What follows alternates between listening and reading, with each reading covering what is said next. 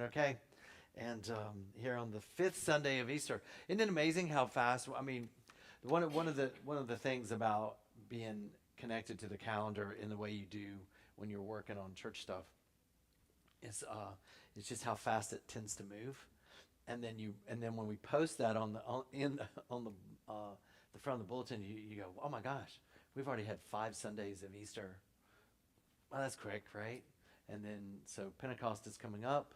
Uh, it's basically 50 days after Easter, so you get ding, ding, ding, and so it moves along. And we were kidding the other night at Taco Tuesday. We were talking to the young adults and Emily, the youth director. She's there, and we're said she's learning calendars and how it works, and that's what we're working with her now.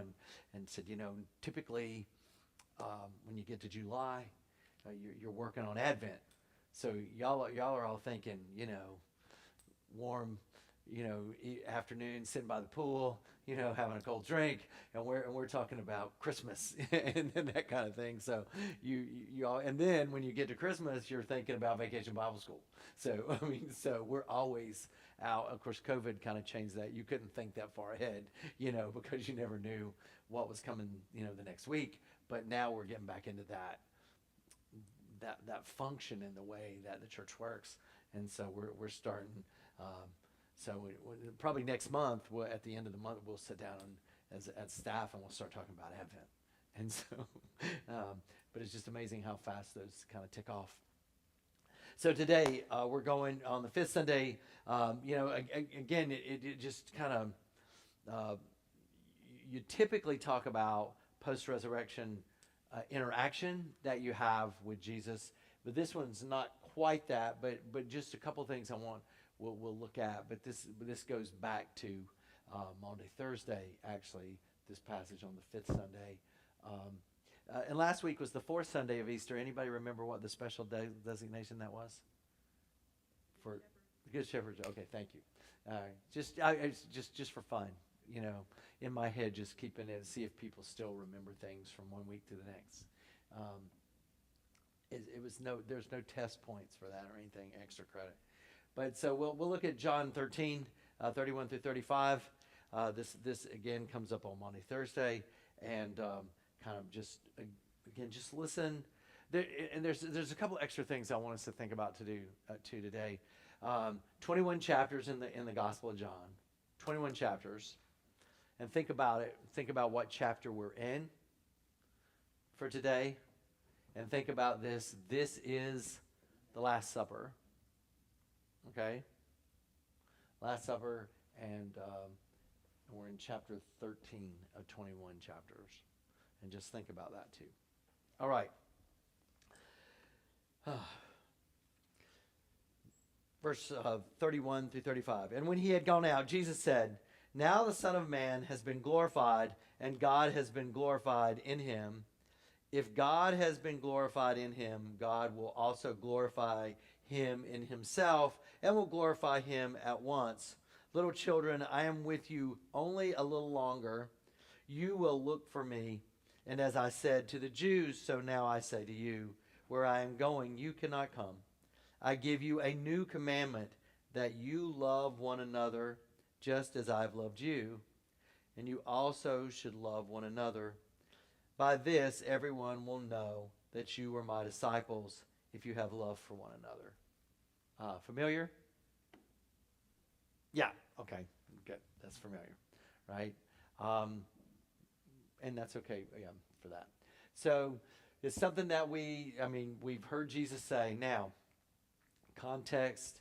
I know Phil's reading before and after, because that's what Phil does, and which is good. Actually, you always kind of want context for when you're, when people come and pull a verse up out, and they're trying to challenge you on something. They throw a verse out. It is helpful to kind of know, where the passage comes from. One of my favorites of all time is from Thessalonians, where they say if a person doesn't work, they shouldn't eat. And you go, you see, that's against all. We should never help anybody. And you go, you better read the context of the letter to know what Paul was talking about. for the people. They were talking about Christians who had decided that the end of the world was coming, and so they just all sat down and quit working and just waited for Jesus to come back. And what Paul was telling them was, no, y'all get up and go back and live your lives. When the end comes, you'll know it. It'll be pretty apparent. And ta-da, let us move forward, and don't just sit there and goof off. Go back to work, live your life, and be faithful. So, little context to that passage. So, what do we hear in this one today?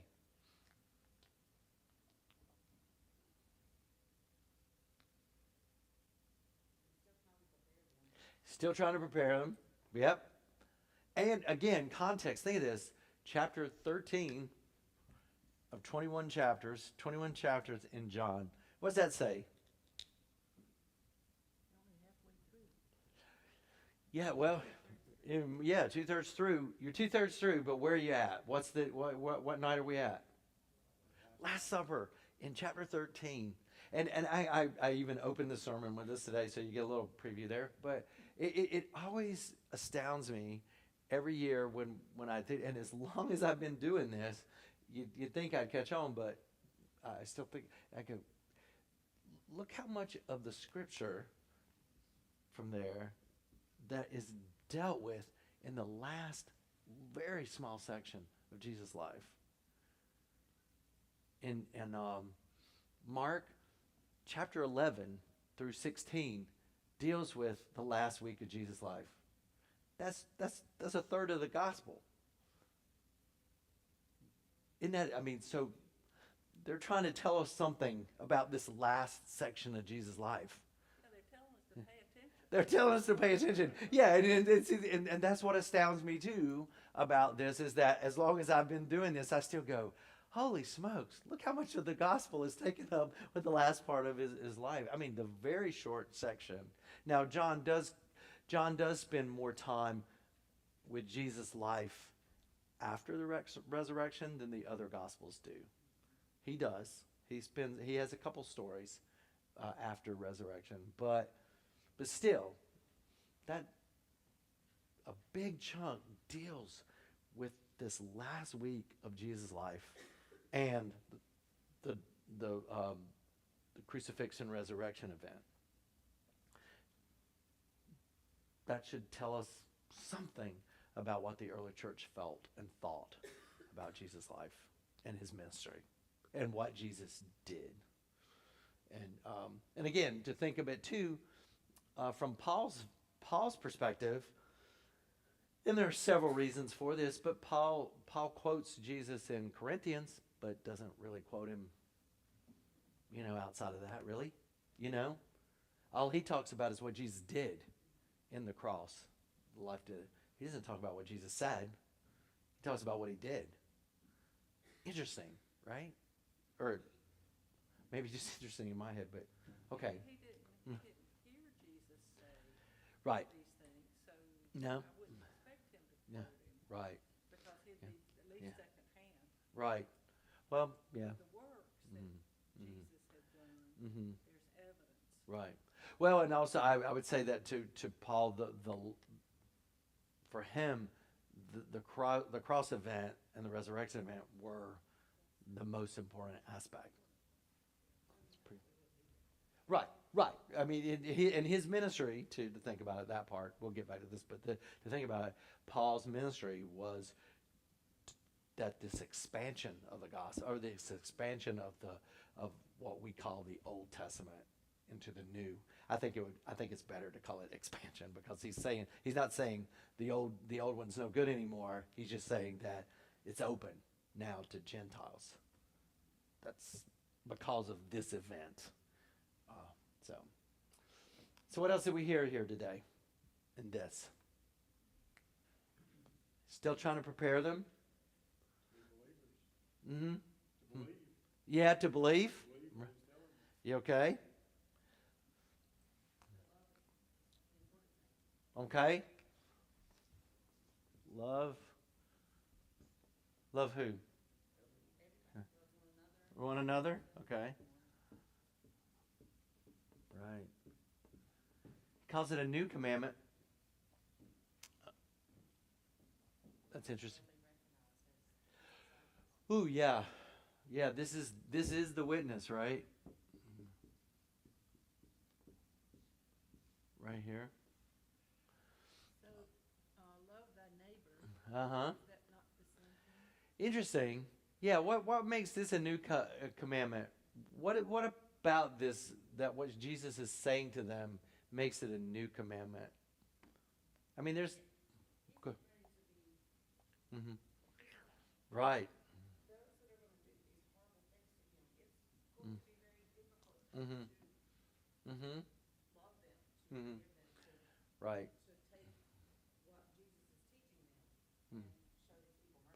Right. Yeah. Yeah. What's about to come down in the next? I mean, we're talking hours at this point, which is an amazing aspect. Again, that still confounds me all these years. Like, oh my gosh, this is his last. This is my parting shot to you. I'm. Time is of the essence. I got to tell you something that you really need to know. And he didn't say, I don't know, take the cannoli. I mean, he didn't those kind of things. He says, this, this is what he leaves them with. Huh? Go ahead. Yeah, he's talking to the disciples. Ooh, why does he refer to them as little children? Good question. It's just, and I'm leaving it open for y'all to talk about. I mean, yeah, I acknowledge that it's a question. That's fair. But I mean, it's open for discussion because I mean, to think about. Okay, First John happens the same way. And I would say that First John does mirror the Gospel of John.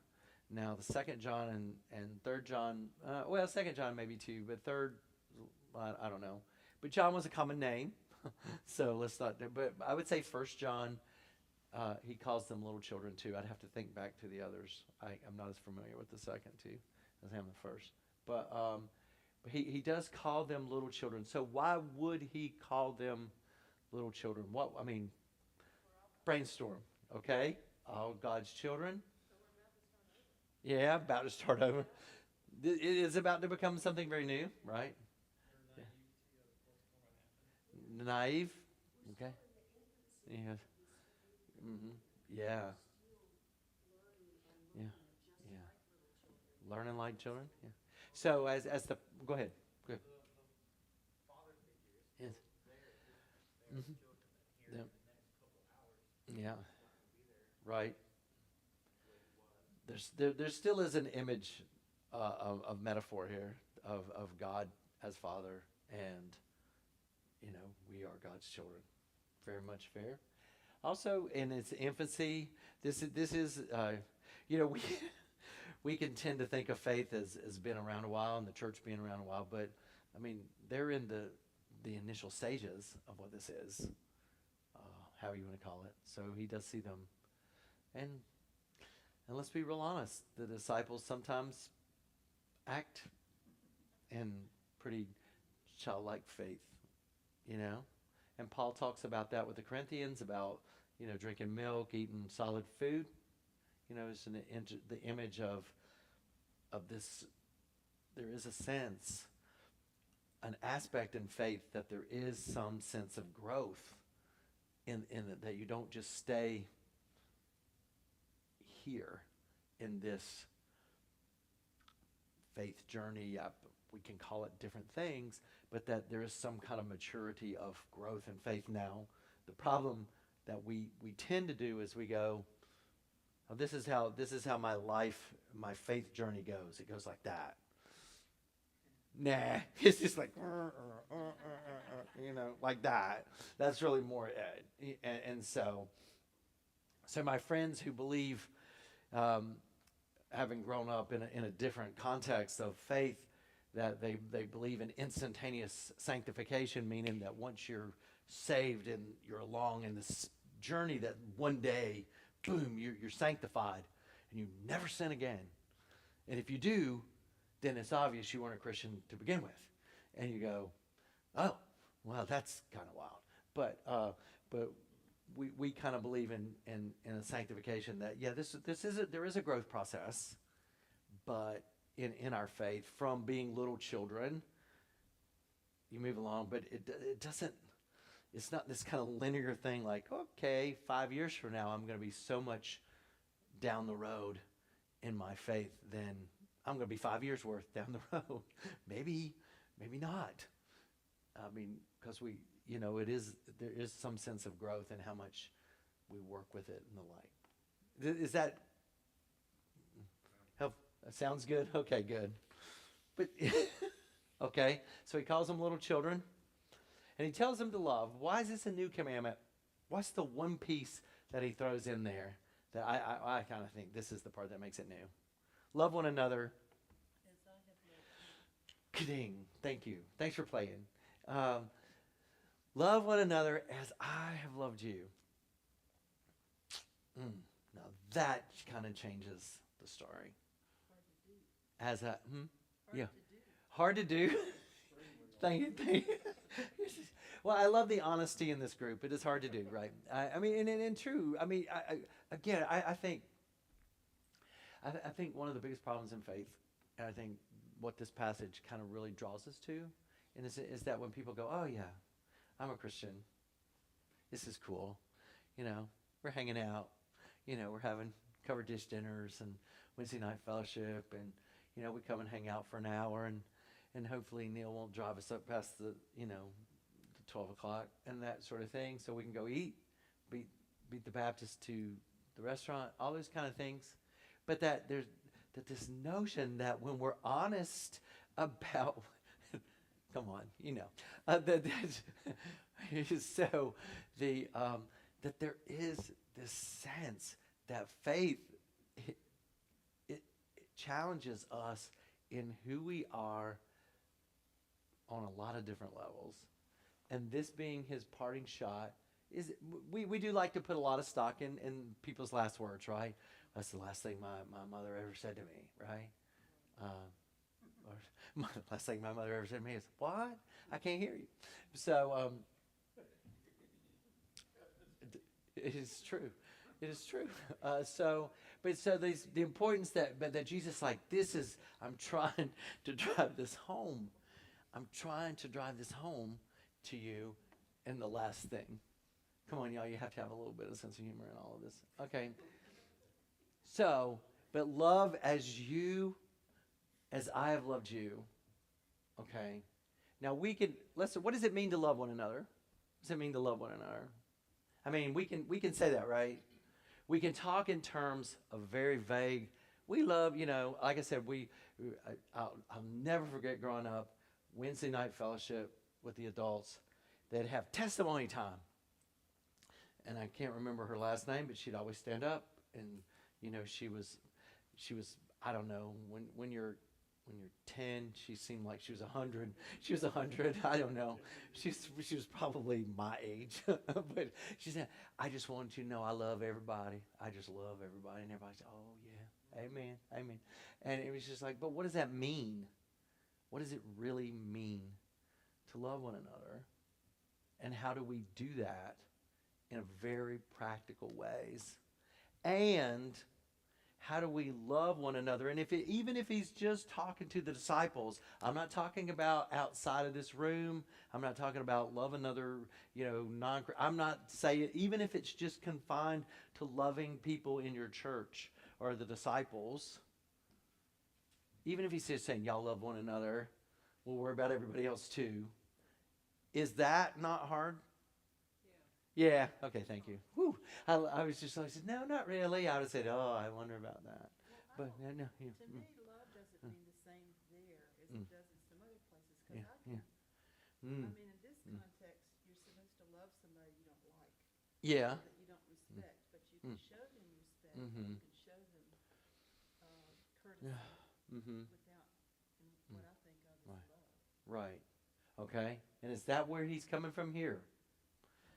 When he says love, go ahead. Do you think he was getting a little frustrated because he kept saying that he wasn't seeing any results? Did Jesus get frustrated because he told them the same thing over and over and over again? Um, I would say probably if there was any sense of humanness in him at all, yes, yes. Yeah. Yeah, right. When the person who just walked out the door at the beginning of this text was the one who'd been with him for 3 years and was about to go sell him out. Yeah, and gonna deny him. And at the cross, of the 12, how many of them are there? One, and there are two women besides the one disciple, so they're really outnumbered. With so you're just like, so he's there and he's going, "Whoa, that's a terrible showing on my for my growth," you know. Mm, mm, mm, mm. Yeah, yeah, yeah, yeah, yeah, yeah. Yeah, see, what are we? Yeah, what are we trying to tell ourselves as far as the gospel that keeps coming up? That the repetitive nature of the gospel and that of the things that Jesus thought was important of one another. As I have loved you, can't leave that part out. As I have loved you. Okay. Yeah. Yeah. It is. Yes, it is casual. Yeah. Yeah. Love. Yeah. Yeah. Mm-hmm. Mm-hmm. Mm. Okay. Mm-hmm. Right. Yeah. Mm. Yeah. Mm-hmm. Mm. Yeah. That's I think that really commands a real serious discussion and a practical discussion of what does it actually mean to love one another. I think it's easy for us to kind of toss that out. You're right. But I think this is also the real seriousness of several aspects of what this one sentence means. And that is and the worst of the they're typically three different words that they use and everybody's ever gone through that. There's phila love, brotherly love, and then there's eros, which is physical love, and then there's agape, this godly love. And so we kind of get into those kind of things. And so when you have this kind of sense of how can we practically love one another here and now in a congregation. And I think that is the serious part of this discussion that calls for. I mean, that's where it pushes. In Phil's point, hey man, what are you trying to tell us here? That Jesus keeps saying over and over that are the hard aspects of the gospel, and that is how do we practically do that? And now we can roll off things, okay? I mean, we can say, well, how do we love one another? I, come on, y'all.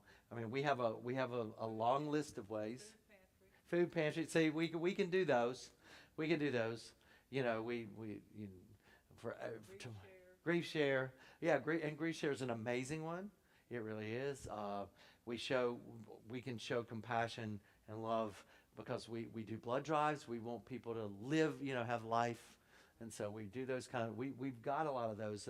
The way the youth group can just say, hey y'all, we need kadang, whatever, and y'all just open your wallets and toss money out just like that. I mean, those are actual forms and compassion of love. No argument there.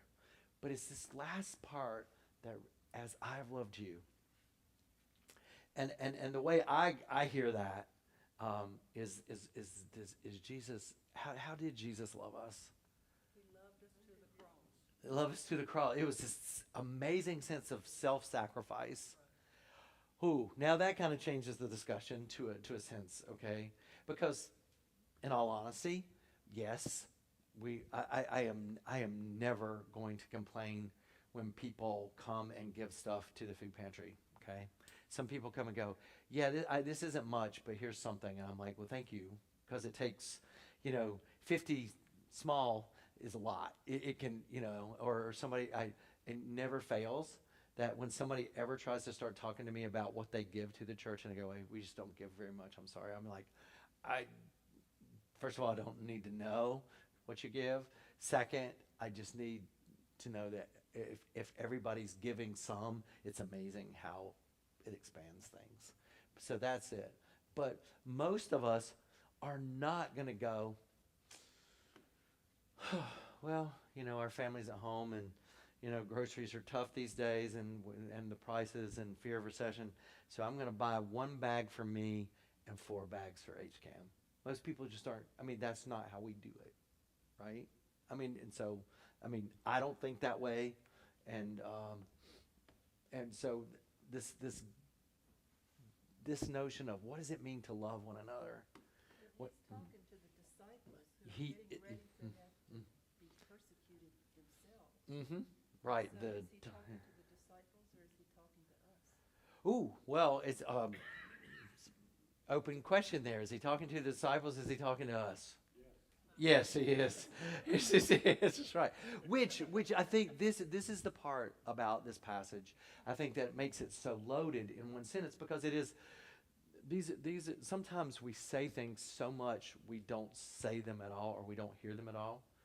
And maybe like Phil's saying, this time of my life that I'm hearing it, and maybe that's probably true that we hear these things in the church, and there are some words. I'll never forget Fred Craddock was a preaching professor from Emory. He came and did some lectures at Duke once, and he says, there's certain words that we throw out in the church. Love. I'll never forget the way he said that. Love.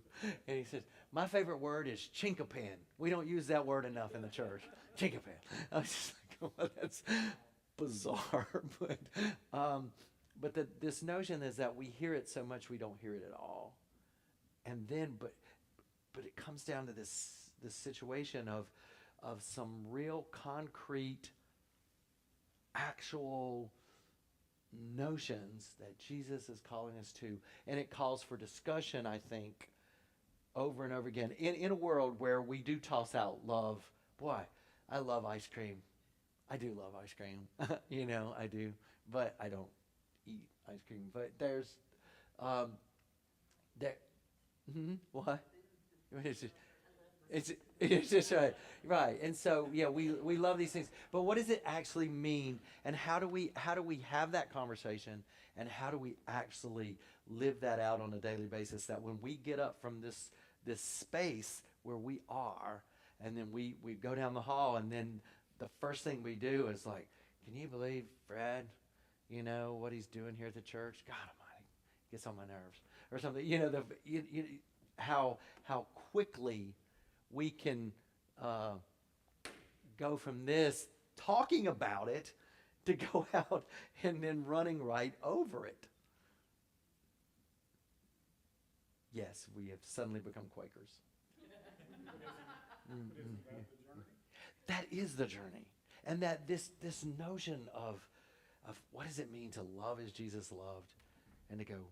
And so I guess in a hokey, goofy sort of way, the old wristbands WWJD, what would Jesus do?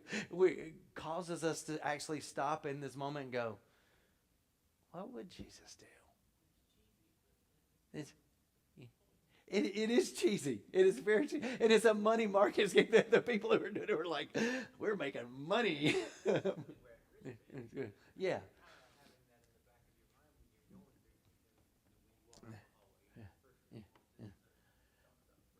Yeah, that's right. I picked a name that we don't have a friend. Yeah, right. Yeah. That it is. I mean, yeah, and so what? Yeah, and maybe we need a wristband. I don't know to keep our heads in the game. I need my watch apparently. So just so I can actually. Yeah, I know. It just that's right. Love one another, and so this is amazing aspect of and to think that that that what was so important, and my time's up, so I have to go, or we have to, do different things, but that this was his parting shot. And also, what else did he? I mean, he said, "Love as I've loved you." So that raise ups the ante. And oh well, yeah, two more things, because I was thinking, yeah, that's right, two more things. Yes, this notion is, guess what? Theological degrees do not mark the fact that you're a Christian here, or church attendance, or Sunday school attendance, or any of those other things, which those are very important. Just want to point out, but but the fact is, but also we do have to have each other in the Christian faith. You can't just do it on your own, because there's no way you can love one another if you're just a monk out and hiding out in a cave. But the fact is too, what did he say? This is my commandment. He didn't say, it's optional. Yeah, you can think about it. Y'all get back to me, okay? But hurry up. I'm running out of time here. And then also, this notion is, by the way, they're really going to know you're a Christian by this and this only. So how we act in public represents the church. Oh, God. I know. Yeah. That's just one of the reasons I used to wear a collar more than I do now. After COVID's really changed a lot of things. But sometimes there's just things you can't do with a collar on, You just can't. I mean, seriously. And so it was like an electric shock. And so, but yeah, how we interact, huh? What would Jesus do? Yeah, that's right. What would Jesus do? He would wear a collar. I don't know, but that brings us to this serious conversation of how do we concretely live this out? And he's given us examples, because he said, "Do it like I do it." And yeah, and we want to argue over goofy things about we're not the there are other denominations right now about to go over through church splits and what they want to fight over and the like, and we've had our share in our denomination too over the centuries. But the fact is that if we would focus on this one and kind of just figure out how does that really work on a day-to-day basis, maybe we wouldn't have time for some of our other stuff. Let's pray. Gracious God, wow, sometimes you give us stuff that's really something to think about. How do we love one another? It means we have to have an open conversation daily with you, but also an open conversation with each other on how we live this out. May we here in this congregation be faithful to do the work, to struggle on what it means to love one another.